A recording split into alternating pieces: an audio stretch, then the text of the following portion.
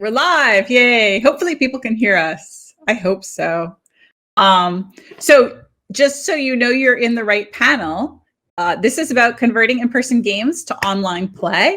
And if you want to stay, that's great. And if you are like, oh my gosh, I'm supposed to be in a different panel, then now you know. But I figure should we do introductions first? Sure. Yeah? Yes, let's do introductions first. So I'm Vivian Abraham. My pronouns are complicated, but they're she, they, he. And I am a game designer for fun. I edit games occasionally for monies. And I'm otherwise an attorney for a national nonprofit. And I'll pass it over to Jason. I think game designer for fun sounds like a wonderful 80s song. I'm Jason Cox. I am a professor, an assistant professor of art education and the head of an art education program in Toledo, Ohio. Game design is the focus of my research. It's what I used in my dissertation. Specifically, I was using LARP as an arts-based research method. So I write about it academically. I use games that I play with other people as a tool of self-investigation and expression. And I do also write games, generally not for money, but for fun. Yeah. And we have a third panelist who may or may not show up. And if he does, we'll introduce him when that happens. I think it's 7 a.m. where he is, so that might be the problem. You know, really super early. That's fair. And also a lot of us have been underslept lately for reasons. So speaking of, we are all in a very strange time. And a lot of that has impacted people's lives in different ways. And some of them are very serious ways. And some of them are, I can't game with my friends every week. What's with that? Or I can't play test my card games or my board games. That's going to make my life that much more miserable. And so a lot of people have started converting their games to be played online. Sometimes this is easy. There's a lot of tools out there that we're all really familiar with, I think. And I'm not going to spend a ton of time going through. There's Roll20. There's lots and lots of board game simulator sites that allow you to put things together. This panel is about the tricky games, the games that don't really switch over super easily to an online setting. And to give some background, the reason I pitched this panel is that I run a house convention every 4th of July weekend called PicnicCon. And one of our core games that we love to play every time is Encore. Encore is a game about group singing. Group singing is hard to do on Zoom. Very, very hard. There are special apps for group singing, but they're complicated and no one has them unless they're already a musician. We also like to play The Adventures of Baron Munchausen, which is a drinking game involving group storytelling. And it was hard. It was hard on Zoom. So I rewrote the rules to these games to make them work online. And that's sort of where we are now. And I took different approaches to that. And I wanted to talk about sort of some of the tools that are out there that you might not think are gaming tools. And some of the tools that are just being developed since the pandemic started. And I don't want to do all the talking, so I'm going to pass it to Jason to do some talking, and then I'll talk some more. Sure.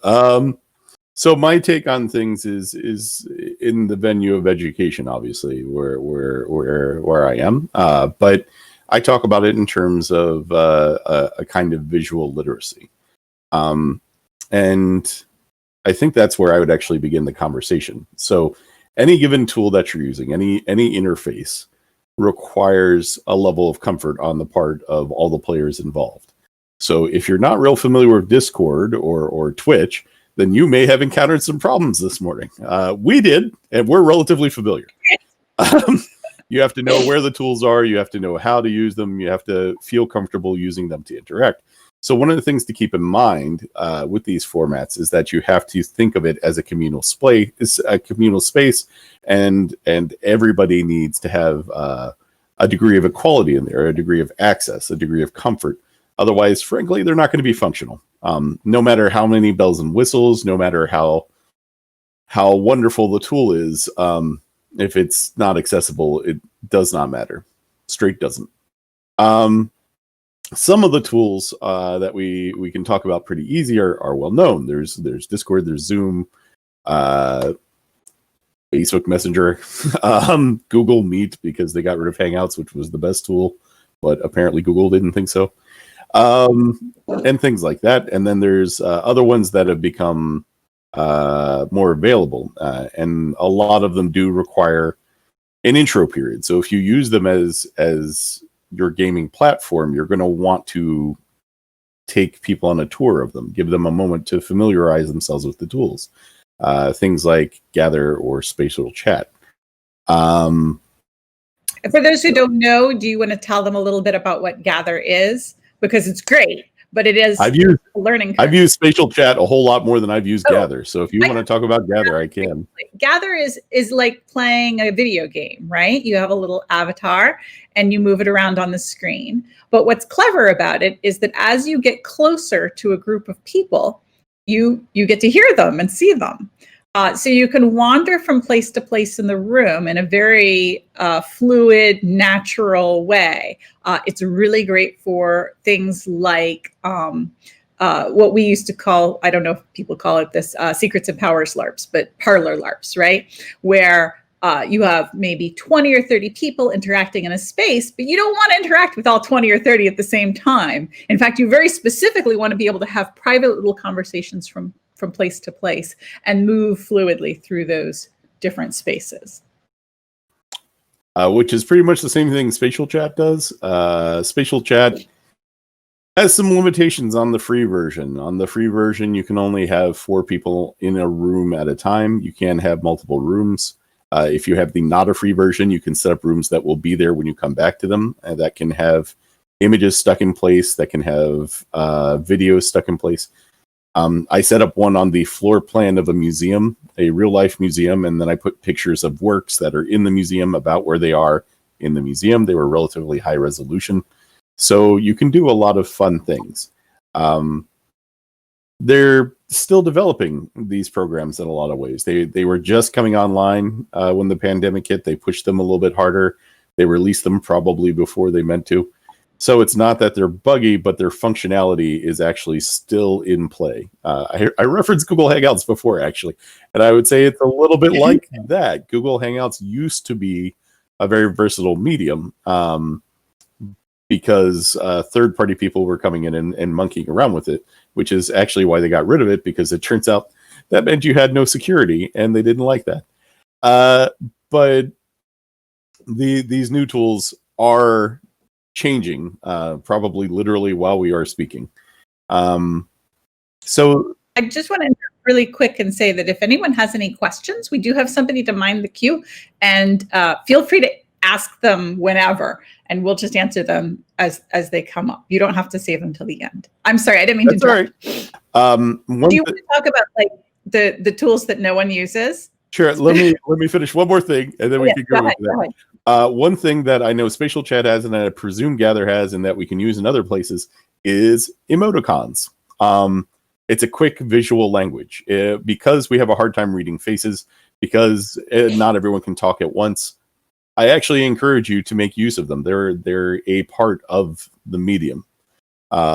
People can throw them up real quick if people feel passionate or laughing or whatever. Sometimes it's going to be more effective if you're using those things.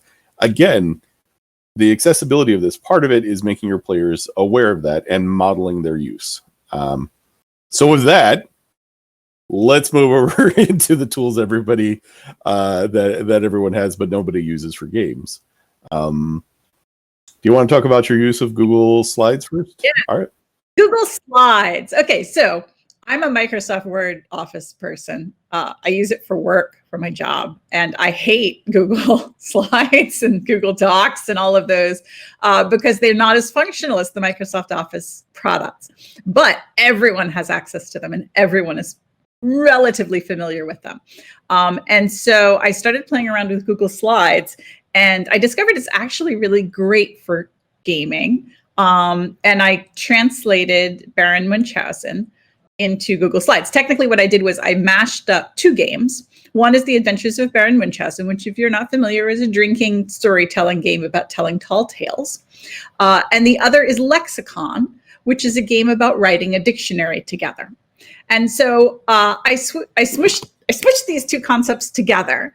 And what everyone did during their turn was create a Google slide. You have a very limited word count, so it sort of makes you, focus your thought a little bit better. You have space to put pictures and fonts and backgrounds and make it as cool and pretty as you want, which gives you sort of the opportunity to capture that larger than life, when we play Baron Munchausen, there's a lot of grand gesturing and things like that, and it's hard to translate that onto Zoom. So this gives that opportunity. And everyone would start a story and then seed parts of the story for other people to pick up on. So at the end of the game, you had a series of interconnected tall tales in the form of a very long Google Slides presentation with a lot of really cool art. It was a lot of fun and it worked really well. I'm going to be running it at ExtraCon over the course of the weekend. If anyone is attending ExtraCon, which is what InterCon is when it is online, if anyone was curious about that. And then, so most people I think are aware of Google Slides, but how many people out there are aware of Google Draw? I would love to talk about Google Draw. I'm sure you would. So Google Draw is an imperfect drawing medium. It is awkward, but it's got an advantage. So, and that's that more than one person can use it at the same time. The place that I first really came to appreciate it is the way Richard Rogers uses it in Hit the Streets, Defend the Block. He adapted rules from another game that was called The Hood, which was about a neighborhood. And right at the beginning of the game, everybody works together to do neighborhood creation, where first one person adds a street, and then the next person adds a street, and it has to touch a pre-existing street. And every person who adds a street has to touch at least one street that was already there. And then you take turns adding housing, and you build out the neighborhood kind of organically that way, but everyone takes turns. So this comes to something to keep in mind with the use of these tools again, especially as GMs that are trying to facilitate access. Sometimes we hoard control like dragons. But the fact of the matter is that it's not much fun to watch other people be creative if you don't have skin in the game. So interactive media is in many ways more useful, and Google Draw creates investment in the neighborhood by having everybody have a say, not just in what's there, but in exactly where it is and how close it is to the burger house or where the farmer's market is, how to get off road, where the river runs through town. It may define the town. So these kind of tools, like Emily Care-Boss's Name of the Rose being done in Google Draw very easily. I think we should get Emily to do that. We should do that right now. I don't know if she's here. We should say Emily. That would be awesome. And I would have Emily is one of my very favorite people. I would love to do that. So that's the general cool thing about Google Apps in general, is that more than one person can access them. But you want to push the interactive angles. If you're going to use a thing that's as clunky as Google Draw is, then you should take advantage of the potentiality it has. The Gauntlet's done a lot of neat things online because that's their medium. But remember again that you always have to make it accessible because the Gauntlet uses it all the time. So that's where Richard started using Google Draw. If you want to use it with other people, make sure that you walk them through things step by step, construct on their previous understandings. This is how you know I'm a teacher. I'm wondering if maybe we should switch the topic order, just in case our third panelist shows up, because originally the next topic was something that he was going to speak to a lot, because he's a board game designer as opposed to a tabletop RPG designer. So let's move around a little bit. Do we have any questions in the queue that now would be a good time to answer? People just really like hearing us talk. Just yeah, that's it. That's it. They're not. That's what it is. Oh, I can touch on one other thing. I was talking about this earlier. Since we're here, when we're dealing with 4 or 5 people like this, video works pretty well. When you're dealing with a larger amount of people, make use of the chat. Chat's there. Oh, good. Hey. There is one question. Metaparadox 11 would like to know if there is any way he can get in contact with Vivian to talk about an app he is creating for GatherTown. Absolutely. You can probably the easiest way is to just direct message me in Discord. I'm Vivian Abraham in there, which you can see my little thing. Okay. But not during the panel because I have too many screens open at the same time already. I have one other question from Entro Games. They asked if there is any particular game you can't translate yet into online play. I don't believe that there is any game, and I'm including games that are really hard. I don't believe there's any game you can't translate into online play, but I would accept a challenge. I'll offer a different. I'll offer a different perspective. Sure. I think that there are games that if you move them online, a lot of games, honestly, which are fundamentally different to the point where they are at that point not the same game.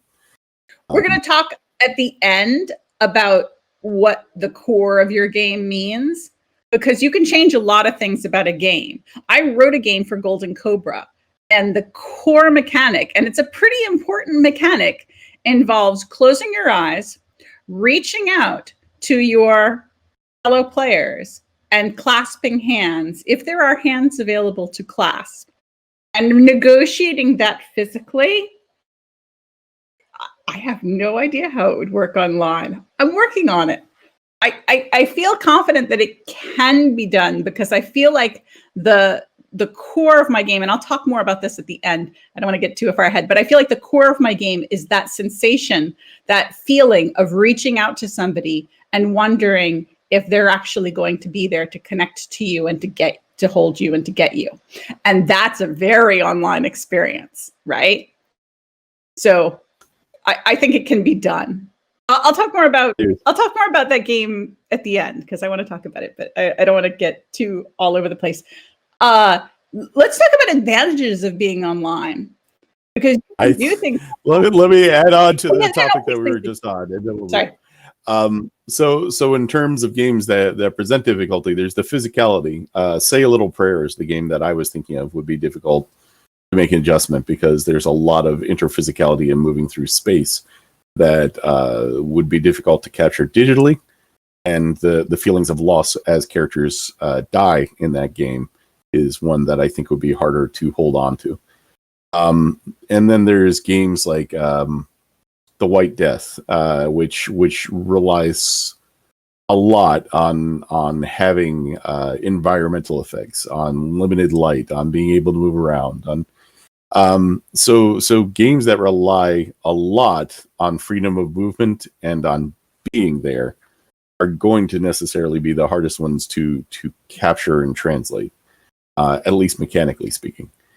You can get to the core, like Vivian was saying, and express that core in some other way, but the mechanics that are there are pretty reliant on being there. That being said, as we'll come back to, there are games that are more possible in an online world that are only possible sometimes because of the virtual connection. Yeah, let's talk about that. Yeah. So one of the games in the Golden Cobra this year is my good friend Garrett's Batcave. If you have not seen it. And the way back, yeah, one of the things that makes Batcave work is that you take your camera and turn it upside down so that you're all bats hanging in a cave. As an example, it do you changes remember the way you see the world. Game's name? I meant to look it up, but I can't remember it. The game about taking a bath together. I do not. Could try to find it. Maybe someone in the chat will look it up. I'm afraid to go out of this window. The last time I went out of this, I lost everything and had to come back in again. So the Golden Cobra this year in particular, if you're not familiar with Golden Cobra, just to back up for a second, it is a competition every year that runs in a short run. It's looking for the name of that game is The Bathhouse. Thank you. Thank you. It's looking for games that can be written on very few sheets of paper, ideally by people that are less well-known designers, although, to be honest, that has increasingly stopped being the case. But you get a wide variety of very creative games. And this year, the games were meant to look at ways of creating connectivity even though we cannot physically connect. And a lot of designers really took that to heart. So I do, like, as much as Vivian and I will remember to talk about today, there's no chance we're going to remember all the genius games that are there. They're all free to download. Yeah. Go find them, play them. Play mine and Vivian's. That'll be good. Oh, yeah. Mine's not for this year. Mine's for a previous year. But you can find yours in the previous year, too. Yeah, so we start with Batcave. Another classic one at this point, it's been out for a couple years, is View Scream, if you've never seen that. So View Scream is a horror game, but it uses the fact that everybody is sitting and is basically a window of video as the key to interaction. Because the idea is, for instance, everybody is trapped on a doomed spaceship, and the only way you can talk is through the communication monitors, or your wizards trying to talk through magic mirrors, or what have you. Things that adjust so that the computer is not something trying to simulate being together, but something that instead uses that mode of interaction as a tool of creation. And in View Scream, typically as people die off, because it's set up so that at least one person ain't gonna make it, your camera goes dead. You keep your headphones on, you keep listening, you probably kill your mic, but your camera goes out until you only have very few people left to survive the night. So I also want to talk about, in terms of advantages of being online. Sure. We can play games while playing other games. The big example of this is Minecraft, right? So Minecraft is a very, open worldy kind of thing. You can do anything in Minecraft, right? My son, who is 14, plays a lot of Minecraft.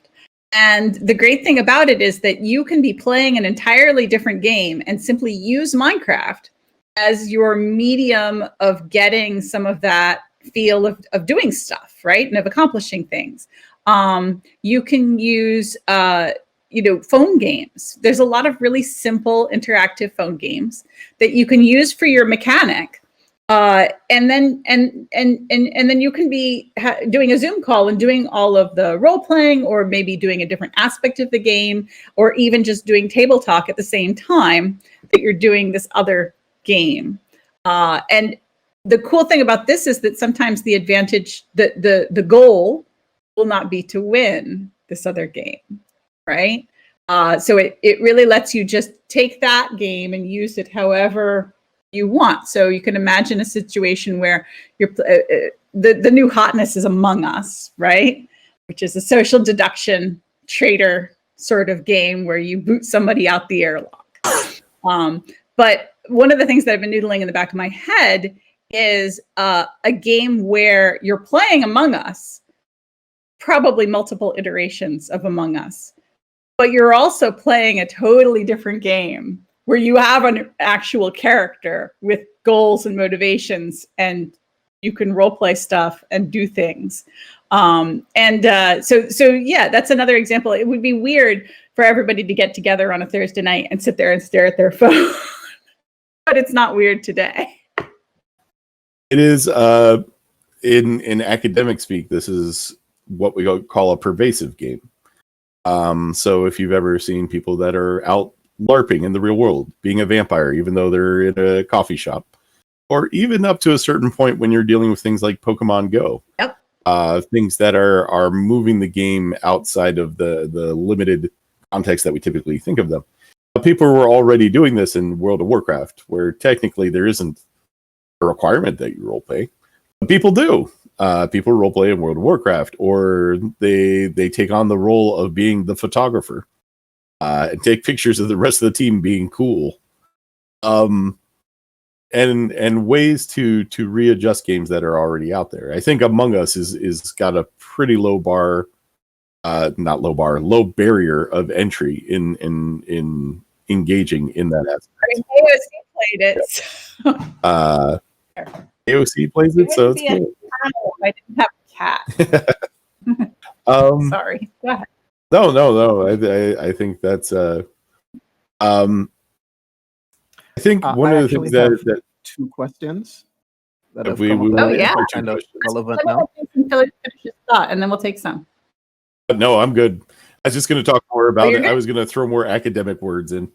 I'll finish the thought. So there's this concept. I learned it from Jessica Hammer, who's a brilliant woman and talented doctor, and she makes brilliant games. Affordances, which was originally used in a lot of social theory. And this is talking about the traits a game has. From a certain perspective, they can be an advantage or a disadvantage. It really depends on how you're using them. I normally use a spoon as an example. You use a spoon to lift food into your mouth, but also if it's metal, it's got a bendable quality. It's got reflective surface that's convex, it's concave, it's conductive, whatever. Depending on your given spoon, it has various traits that give it functionality. And it's also developed a lot of these traits in relation to how it is used. The shape of a spoon is determined by the shape of a human hand, determined by social mores, et cetera, et cetera.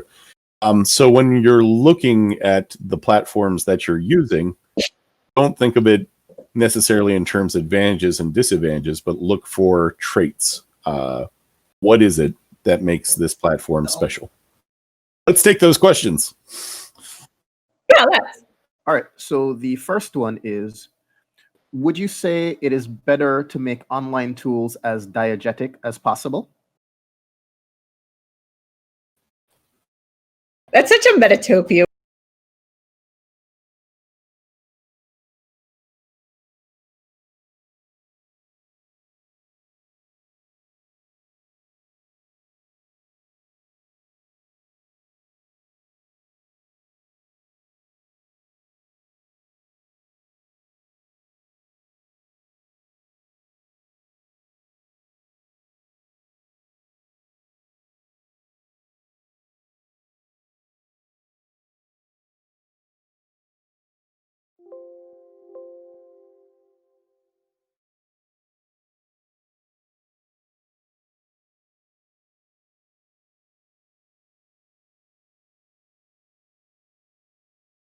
You can use these things to try and enhance an immersive experience if that's what you're going for. Hold I on one tend to second, be a big guys. fan. It looks like the sound Okay. just went out for a second. No. All right, cool. Yay! Thank you so Hooray! much. One thing that I've always actually loved about gaming online is moving transmedia. So if you have a Pinterest board that has like all your inspirational stuff, that goes transmedia. If you have fiction that everybody in the group is allowed to contribute to, and you have like a Google folder where people can just add to the fiction, that's transmedia. Anything you can do that draws on the various attributes, the tools that the online virtual world has, those technically all add to the diegesis, even though they are technically operating outside of it because they're transmedia. But to be honest, it depends on the game. It depends on the players. I would also suggest that while I think immersive games are great, and I play a lot of them, I would suggest that there's sort of a desire right now, since we're living in the hell timeline, for some games to avoid too much bleed and too much sense of, oh my God, I'm in this reality, because, oh my God, we're in this reality, right? So if you're using your game as a form of escapism, that's great. If you're using your game as a form of social commentary on things that are really happening in the real world, that's totally great too. I would say that there's also a lot of call for games that are like, yeah, screw reality. let's just have some fun and roll some dice. So go ahead. Sorry. Did we have another question? I thought you were still. The one thing I wanted to comment on real quick was, one thing I like doing when I'm role playing online is I use the chat to make smarmy comments and observations, because that way I don't interrupt the flow of conversation. So the chat ends up being kind of a sub chatter that specifically breaks diegesis, but is enjoyable because it allows that to happen in a space that doesn't interrupt the storytelling. And that's how I enjoy doing it. Yeah, I mean, a lot of us game for social reasons, right? And we're all under socialized in some sense because we're not getting to do the kinds of social interactions that we used to. So, yeah, something to think about. So yes, there was a second did we have question. another?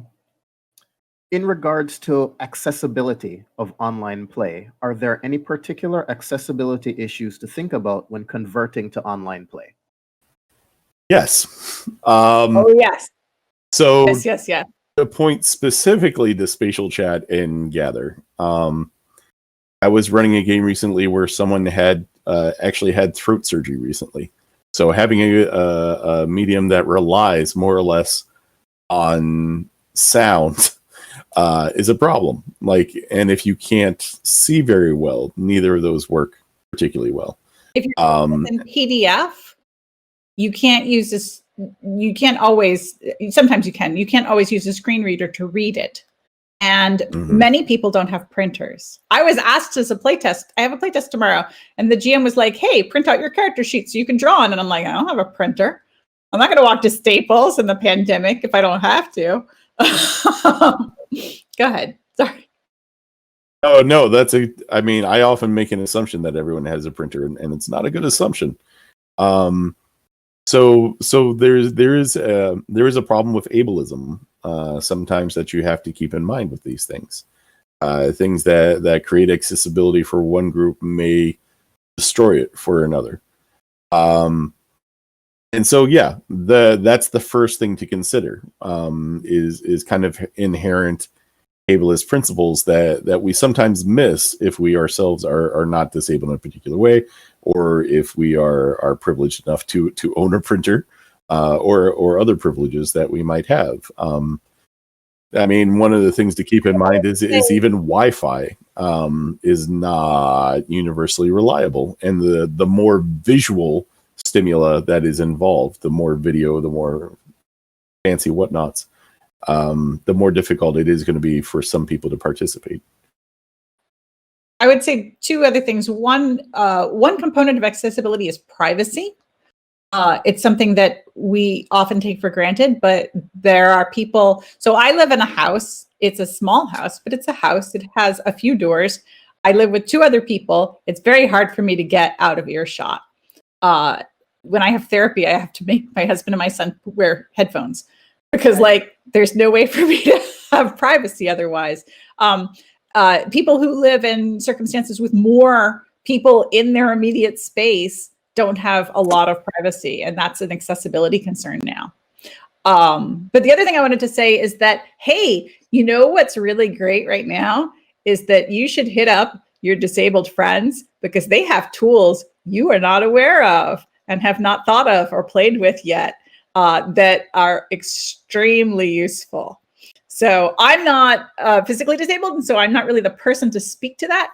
But man, there's a lot of really cool stuff out there.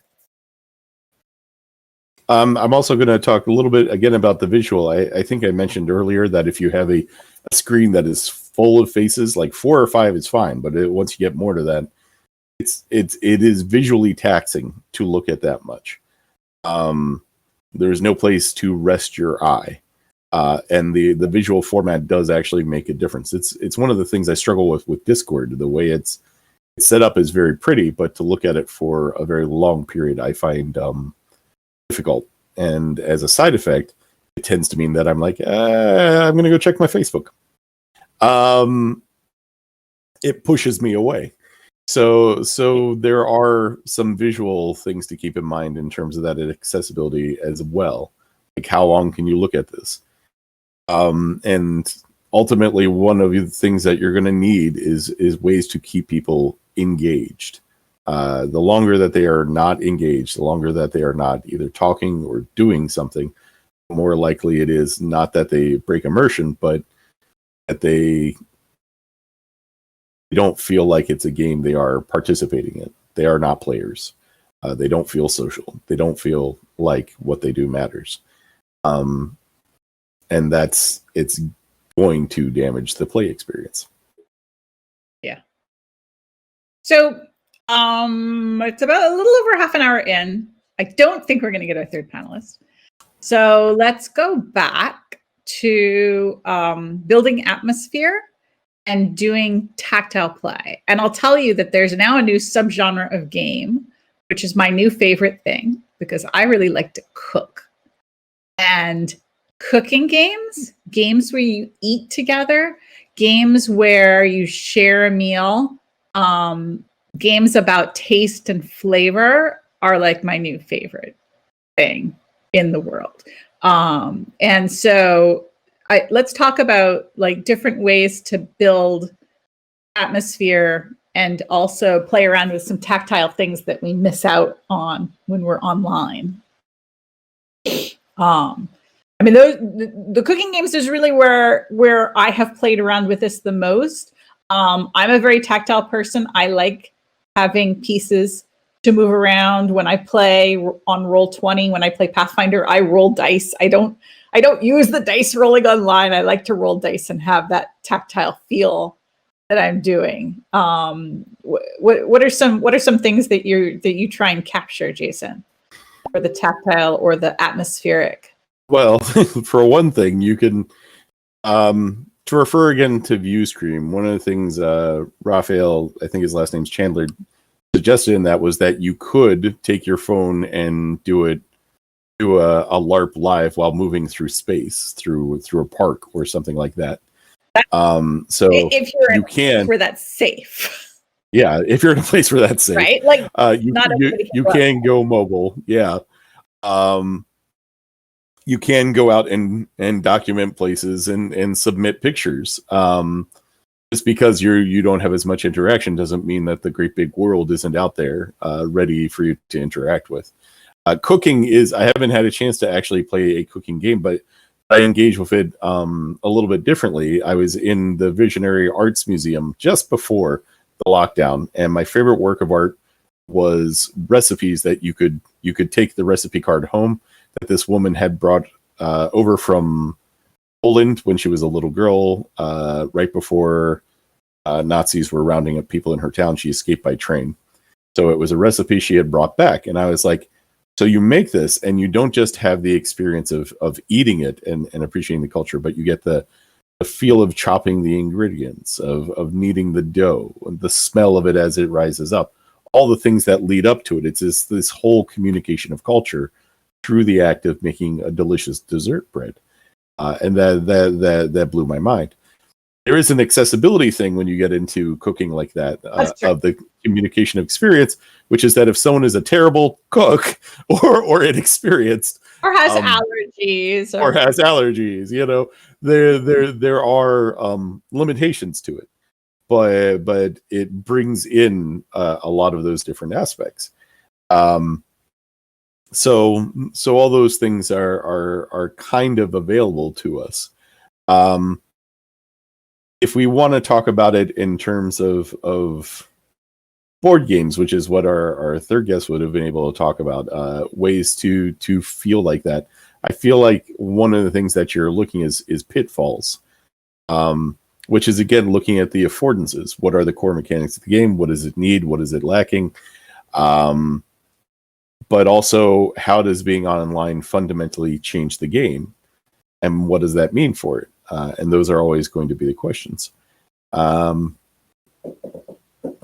also played a lot of games that use the restriction, a few games that operate solely through, say, sound or text or some combination of the two.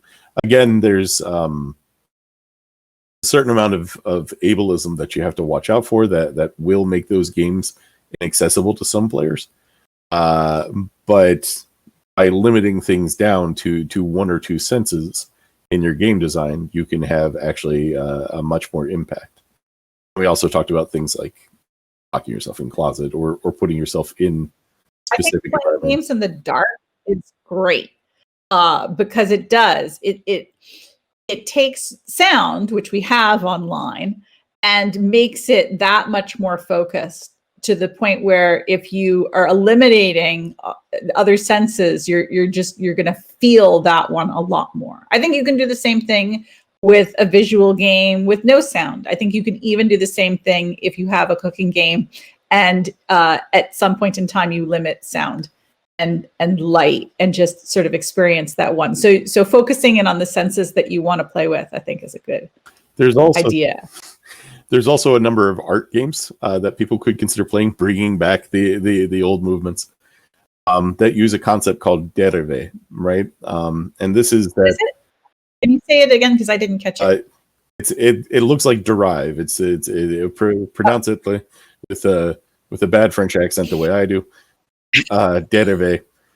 The idea is that there's a certain flow to the way cities are designed, intended or not. It's often kind of a mishmash of the two because of affordances that we talked about earlier. But you can, again, make sure that you keep yourself safe, but add randomness to your actions. Do you turn left? Do you turn right? Do you go straight? Take away the ability to determine it. Just wander, and there's ways to incorporate that experience into games. There's a lot of art games that have to do with limiting or modifying your capacity for choice. And the effect of that is to give you an alibi for the things that you do that you wouldn't have done otherwise. Whether that's seeing something new, playing something new, having a new experience, what have you. A lot of those are going to end up being lonely games unless you find a way to incorporate someone else into it. But I think there's potential for that. Very cool.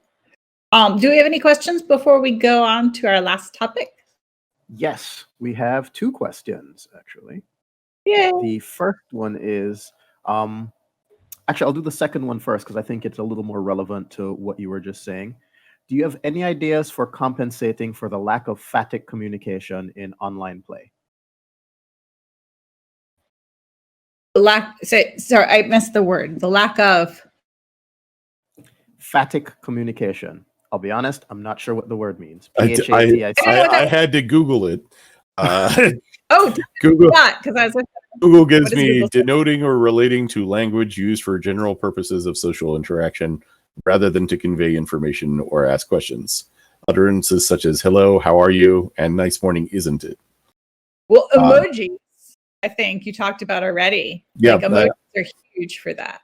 Yeah. It's going to vary a little bit. So I was playing a couple of weeks ago, long-time listener, first-time caller, and that's a game that has it set up so that you have a different set of social expectations, and much like the visual literacy, you have to find a way of making comfort and access a part of that. So in that game, you have someone who is orchestrating it, who is the host of a radio program. So I'm like, you're listening to 101 in the morning, and I'm going to take my first caller. I've got Vivian from Massachusetts. And then that person is dealing with childcare. Yeah. So what you're going to need to do is to consider how to put those in there and not rely on assumptions. Assumptions are always a problem. one of the affordances that we get from being online is that I can be in Ohio, Vivian can be in Massachusetts, and people can be all over the world listening to us or looking at us and recording, et cetera, et cetera, et cetera. So physical distance is collapsed, but there's a social distance to be considered, where we don't necessarily know what our standard expectations are in the first place. Normally, we have the illusion that that is not an issue, although frankly it is, but it becomes exaggerated online. So we have to establish the common set of principles. I may have wandered a little bit off topic. Wandered a little bit. That's okay, because I didn't entirely understand the question to begin with, so I appreciate you Googling that.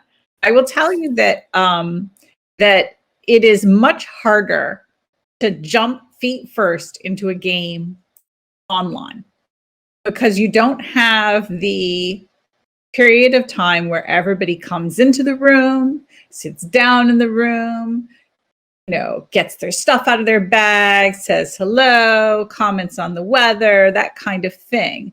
You don't have that extra space of conversation that doesn't really involve playing the game, which I think is a little bit of what the question was getting at. And that kind of conversation does continue through the game too.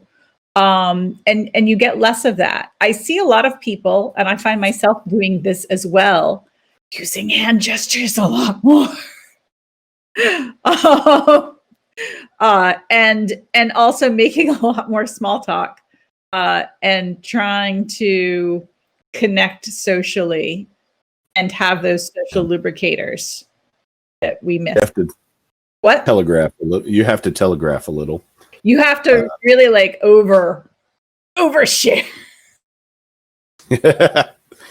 I was going to do that anyway. And we had a second question? Yes. The second question is, do you have any thoughts or advice on designing character keepers for more traditional tabletop RPGs and other games, thinking particularly of Google Sheets and Google Slides? I have a number of thoughts on that. I love to do it. I had done a lot of that before. Part of that's going to be considered about whether or not you do, in fact, want people to just have a sheet that they can fill out at home and print out, or just keep online. I actually use a character sheet with my students that I built as just a Word file that's got different areas. And the reason I did that is because it's accessible. It's something that they've seen before. So it's easier for them to interact with. Whereas if I were to use a Google spreadsheet, it is something that they are likely less familiar with if I wanted them to pop things into that. But when I am working with my players, I quite like using it's like an Excel spreadsheet on Google. I am not very good at programming those things. There are people I know who are. So I will pass on the thing you've probably heard before, which is that great artists steal. So what I collect those sheets when people have used them. If I see something that's useful, then I'll hold on to it. I'll keep elements of it. Sometimes I'll discard them, replace them with new ones. But they're very useful, especially if you can have a drop-down menu in them. But I'm not especially good at setting them up in the first place. It's time consuming and it's just outside of my knowledge base. Yeah, I don't like spreadsheets at all. And I like very simple character sheets, and I keep, I would say, most of the character sheets for games that I play in a note document. And then if it's a really complicated character sheet, I keep it in a Word document. I will say that Google's site, which is essentially like a shared create a web page, is nice because you can put both text and pictures and it's collaborative, and you can have different links for everybody's character. You can have a link for their character journal. We did this pre-pandemic for a lot of games. You can have shared world elements that you put in there. Some of them, I remember we had a Google site when we played. Do y'all remember World's Largest Dungeon? So World's Largest Dungeon came out forever ago. I don't know. And it was a big old dungeon crawl. And it made no bones about what it was. And it was a lot of fun. But it had, like, it was fairly important for you to keep track of all those little bitty D&D statistics, right? And so we got a little nuts. We started writing down everything in the site. We wrote down what we had for dinner the night that we played. We wrote down what our characters had for dinner when they rested for camp. I think that can be fun if that's a part of your game and you really want to get into the weeds on little nitpicky kind of keeping track of records. It can be immersive. It can be a lot of fun. You can have like, here's the party treasure sheet with all this stuff and where we're going to spend our money. And I've done that very successfully in spreadsheets before. But you do have to get all the players on board with it. Yeah, I would say that one of the advantage of again, Google Spreadsheets specifically, if you're playing like a PBTA or other simple game where you can see all the characters at once, it makes it easier to remember who's playing who. It makes you've got the images there. You can refer to it. You can keep all the NPCs together. That's what I like about sites. Yeah. Larger, more complex games, you can set up a whole website or multiple pages. In many ways, I think that's actually one of the big strengths of playing online is how accessible that information is. The only downside I ever have as a GM is that I need to find someplace else to put my own notes so I don't have them in a share folder and the players find out all my devious plans. Right. And I'm an editor, so my big problem when I start keeping my GM notes and my player notes in Microsoft Word is I then have to create a style sheet for the game, like you do, and populate it with fonts that are appropriate. And that can be both time-consuming and fun. I think another interesting effect of having such copious notes, if you've got a background in creativity, is that there's a constant temptation to take it further. If you're a writer, to actually take what you've written and try to move it into a professional or semi-professional space. If you're an artist, to try and push it harder that way. And that's not really a bad thing, unless you're not able to get paid for it. That is how George R.R. Martin, in fact, got his big break, was by taking all the superheroes that he and his friends were playing and then moving them into a world called Wild Cards, where you could actually get paid. Yep. But that's also when he stopped being able to roleplay as much. So it came at a terrible cost. And, I think that's a whole other panel. Moving your... That is also probably a whole... Yeah, that's a whole other panel. So we only have 7 minutes left. So I want to get to the last thing, which is finding the core of your game. So somebody had asked earlier, can you translate any game? And obviously the answer is both yes and no. You can translate any game. Is it really still the same game? It's a whole, what is it? The Arc of Theseus? I never remember which one it is. Oh, it sounds like, I think it's the Arc of Theseus. Anyway, it's if I change this much stuff, am I really left with the same thing afterwards? And so I think that this is an advantage, that it's a silver lining that encourages you to find the core of your game. So, and I was going to use this Golden Cobra game that I wrote as an example. It's called METATOPIA, and it involves hand-holding, a lot of hand-holding, and a lot of reaching out and hoping that people take your hands and then trying to figure out what the consequences are if they don't, or if they do. And I was like, that's the core of my game, because it's a game about, it's a coming of age game. It's basically based on YA dystopian fiction. It's about coming of age and figuring out who you are and fighting against society and trying to craft your identity, but doing it as a group, collectively with your friends, and seeing if you can make those connections with people, or if you are going to get left behind, and everyone's going to move on without you. So that's a very internet thing. I'm currently working on this as a text game, because texting has this great thing where I text someone, and not every message software does this, but many do. I text someone and then I see that they've read my text, and then I wait, right? Or I wait and they haven't read my text yet. And then I like, oh, they've read it. They're going to answer, right? And then I wait. I'm a little old for this, because when I grew up, we didn't text. But I am used to very slow internet communication because I kind of came of age during that. And so I'm kind of playing around. That's the core of my game. I'm going to see if I can make it work online.